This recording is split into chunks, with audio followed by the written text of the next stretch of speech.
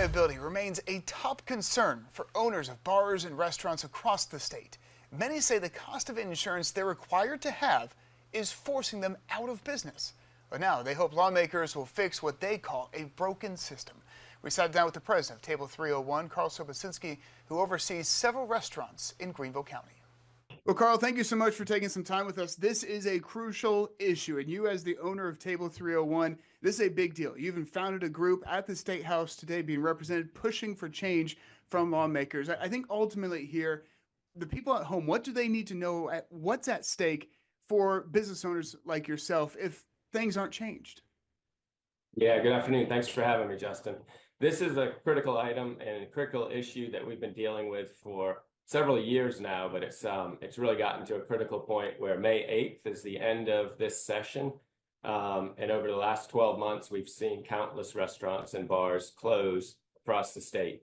Liquor liability insurance not only have rates and premiums skyrocketed to points where some businesses can't afford it, but the carriers that provide our coverage have actually left the state. So there's very few options left, and has left some of our new businesses trying to get liquor liability insurance coverage without options and not able to either open their business or having to close. You founded that group that is there in Columbia advocating now for this change. You hired that attorney to represent you, those lobbyists there to push for this issue. At what point did you realize that this is a problem and you guys needed to take matters into your own hands by forming this group? Yeah, great question. Last year, the issue was before us. Rates were going up in 23, and we tried to fight it on our own. We tried to, be in Columbia and talk to legislators. But quite frankly, we're a bunch of hospitality folks, restaurateurs, and we know how to run restaurant businesses. But we needed some expert advice digging into these bills that were out there. So we said we got one more shot before more places close down, and that's this session. So we hired a lobbyist, we hired an attorney, and they have been in Columbia every day meeting with both the House and the Senate and digging into these bills and helping make sure that it's written in the right language. You say that you have one more shot.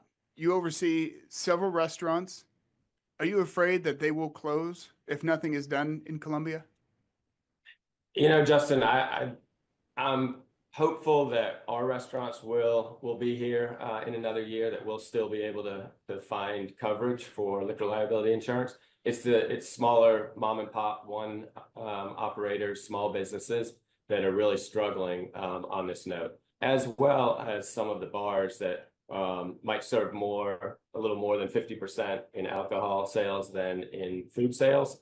There's a whole bunch of formulas that get involved with the rates, and if you serve after midnight, things like that. So I'm out here doing this for myself, but I'm also out here doing this for our industry as a whole, and really I think our state as a whole, because tourism and hospitality are a driving force in this state, and we need legislation that supports our industry and is pro business and pro hospitality. What keeps you up at night with the worst case scenario of what may happen if nothing's done? Yeah, I mean, the worst case scenario is nothing gets done. Communities will lose their local favorite bar and restaurant. Employees will be without jobs.